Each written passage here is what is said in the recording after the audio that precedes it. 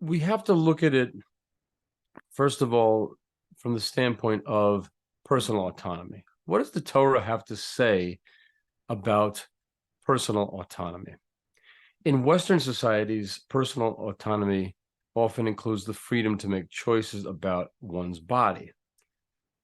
Now, a less controversial way that we might see this would be like things like getting tattoos or body piercings or body art. How does the Torah view that kind of behavior? Is there a difference between the way the Torah would apply itself in Jewish law as opposed to Noahide law? Does the Torah's perspective challenge or complement the idea of individual autonomy and self-expression? So we're going to look at a verse in Leviticus chapter 19, verse 28, which says, V'seret lenefesh lo titnu b'bsarchem. You will not make any cuttings in your flesh for the dead. Uchtovet ka'aka lo titnu b'chem ani Hashem. And you will not imprint any marks upon you. I am God. Now, what is this all about? What's happening here? It seems that body art is forbidden by the Torah. The question is why? We have a hint in the verse that there was once an idolatrous practice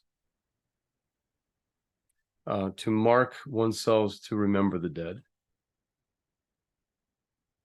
But we have a passage from the Sefer HaChinuch, commandment number 253, that links the prohibition on body art to idolatrous practices, worship practices.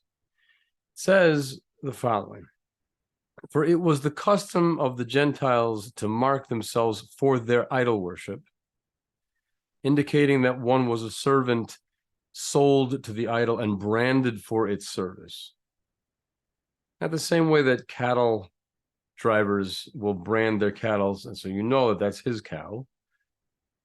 One way of showing one's devotion to one's idol would be to, so to speak, to brand oneself with some sort of marking. Okay, we also see this in cultures today. You might find this amongst Coptic Christians. Very often will have a crucifix tattooed on the forehead. It's not something that isn't practiced today, but this was definitely something that comes out of the ancient world and has, according to the Sefer HaChinuch, an origin in idolatrous practices. So if we live in a society that values religious freedom, how do we navigate the tension between individual expression and religious restrictions when it comes to body modifications? It seems that the Torah is adamant that a person should not do this. I do want to say, however, again, you don't find a negative commandment specifically like thou shalt not get a tattoo in the 7 Noahide laws, right? Clearly, the verse states that the Sefer HaChinuch explains it, that when it is done as an idolatrous practice, that's when it is forbidden. The prohibition that is mentioned in Leviticus chapter 19, verse 28 is a blanket prohibition that would definitely extend to any Jew, because we're not allowed to imprint marks upon ourselves, period. Right? No explanation is given. So those of us who have gone out and gotten tattoos, because that's just a cool thing to do in the societies that we live in, who obviously had no idolatrous intent whatsoever in this, really, I don't think have anything to worry about and don't need to feel badly about, what they've done. But it's just something for us to know that the Torah does not look at us as having complete autonomy with regard to what is done with our bodies. Right? The phrase that we often hear in English, "my body, my choice," is not necessarily true from a Torah perspective. Now, we look in the Gemara in Tractate Bava Kama, page 91a.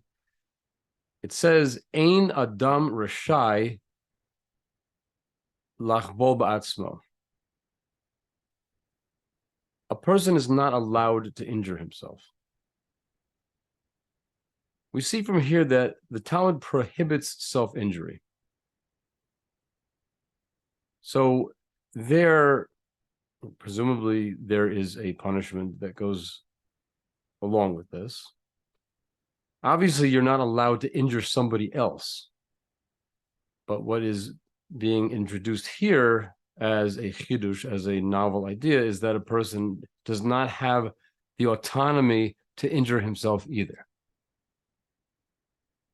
Right? So whatever masochistic thing a person seems to enjoy, that's not necessarily permitted in Torah law, let alone the sadistic stuff, right?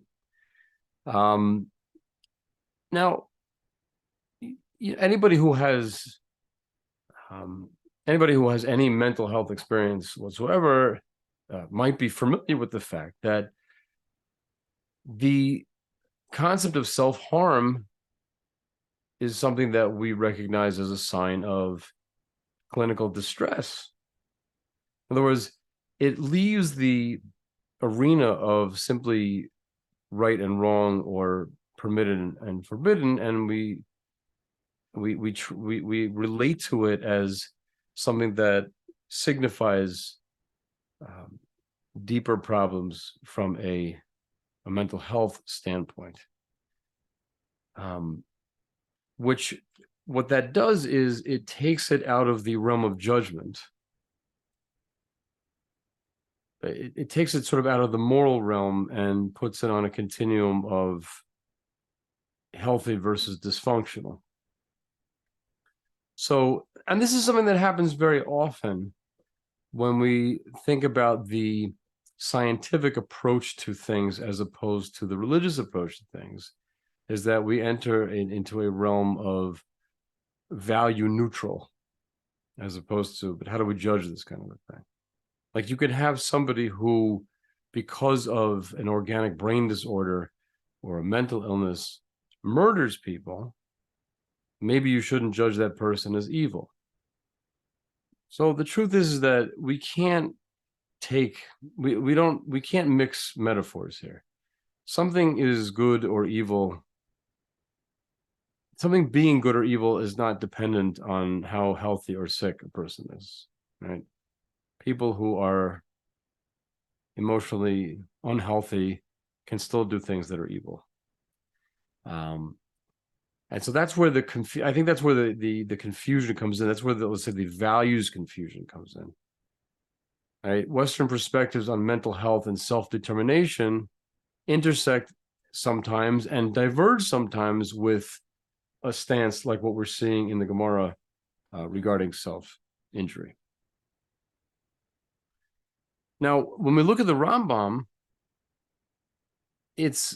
what we see is that the prohibition against damaging oneself is the starting point, and then we extend it outward. So it says in the Laws of Injury and Damages, chapter 5, halacha number 1, Asur la'adam lachbol ben b'atzmo ben b'chavero. It's not only forbidden for a person to injure himself, but to injure one's fellow. Now, it seems like that should be obvious from the outset. It's almost like saying, if you can lift 100 kilo, then you can also lift 50. Right? We would think that it should be obvious that you can't do this to somebody else, but somehow it's not obvious that you can't do this to yourself. What we are learning from here is that, again, personal autonomy has limitations where the Torah has set them down. Your body is not yours for you to harm, right? Your body is yours to love and care for, and to keep healthy and to strengthen. Those are the terms of use that come with having a body.